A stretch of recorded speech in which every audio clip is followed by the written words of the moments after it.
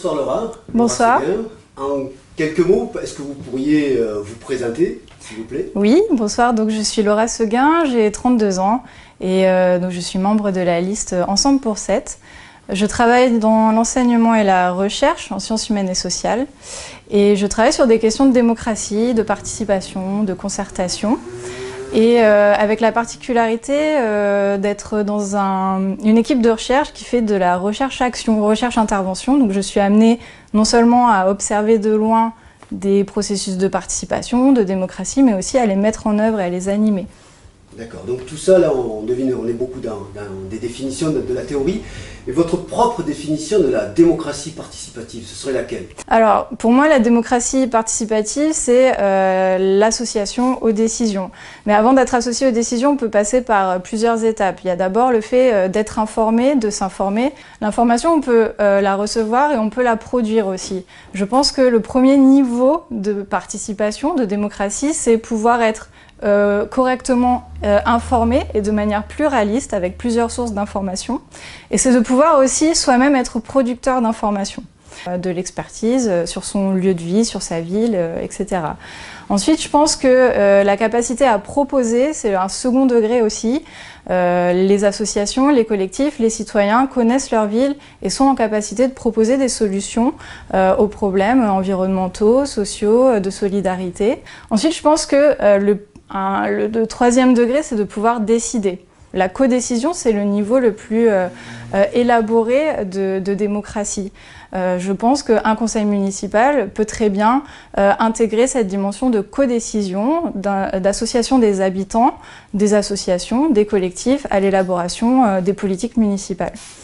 Et puis je crois qu'il y a quelque chose aussi d'important, c'est, le mot peut être négatif, mais de contrôle, ou en tout cas de veille de l'action municipale, de l'action des élus, de pouvoir avoir par exemple une commission d'éthique, une commission qui vérifierait voilà, la gestion financière d'une ville, voilà, de pouvoir veiller à la bonne gestion municipale.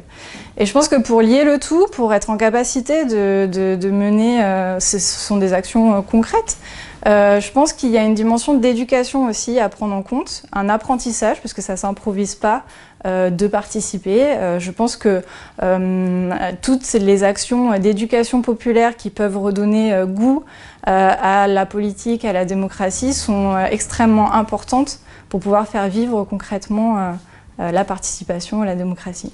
Très bien, j'ai l'impression qu'on se rapproche vraiment de plus en plus du terrain. Alors, du terrain, un exemple très concret d'une action que vous auriez menée et à laquelle vous tenez particulièrement, allant dans le sens de cette démocratie participative. Oui, alors je vais plutôt m'inspirer de mes expériences professionnelles, puisque comme je le disais au préalable, je mène plutôt de la recherche, qu'on appelle recherche-action, où on n'est pas seulement observateur extérieur de ce qui se passe, mais où on est amené à élaborer avec des élus, avec des associations, avec des collectivités, des vraies démarches de démocratie participative, de concertation d'acteurs. Donc par exemple, j'ai pris part à ce qu'on appelle une conférence de citoyens sur la gestion de l'eau. Donc il s'agissait de mettre autour de la table des acteurs d'intérêt très divers sur la question de l'eau et de l'agriculture. Des agriculteurs, des associations environnementales, mais aussi des habitants, des producteurs d'eau potable, des gestionnaires de bassins versants. Et ils avaient ensemble à élaborer des propositions pour la gestion de l'eau sur leur territoire. Et donc j'ai pris part à cette expérience, je l'ai co-animée. Et je l'ai évalué, parce que ça c'est plutôt pour le volet recherche, c'est-à-dire savoir ce que ça apporte, ce que ça produit, les impacts que ça peut avoir à la fois sur ces acteurs et sur les politiques environnementales.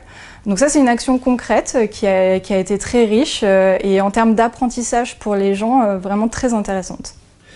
Alors voyez, maintenant on y est, on est sur le terrain. Voilà, après le 28 juin vous êtes à la mairie, la municipalité. Vous allez donc entamer une première mesure qui reprendrait justement toutes ces définitions de la démocratie participative. Alors concrètement, là ça y est, on y est, quelle première mesure vous mettez en application? Eh ben, une des mesures qui nous tient à cœur et sur laquelle on a beaucoup insisté, ce sont les conseils citoyens de quartier. Actuellement, il en existe à 7, mais ils n'ont pas le rôle politique qu'ils devraient avoir et je pense qu'il va falloir vraiment mettre l'accent sur les conseils citoyens. Pour moi, et pour nous, ce sont les lieux où les habitants doivent définir leurs priorités pour leur quartier et pour la ville plus largement, et leur agenda d'action. Je le vois vraiment comme un espace où les citoyens, on les dote d'une certaine autonomie de réflexion, de débat, et c'est d'ailleurs la raison pour laquelle on souhaiterait leur associer un budget participatif. Pour moi, le budget participatif, c'est un des dispositifs les plus élaborés justement, où on délègue finalement aux habitants une part de la décision, une part du pouvoir. Et ça pour moi c'est vraiment une mesure phare de notre programme. Eh bien merci Laura. Merci.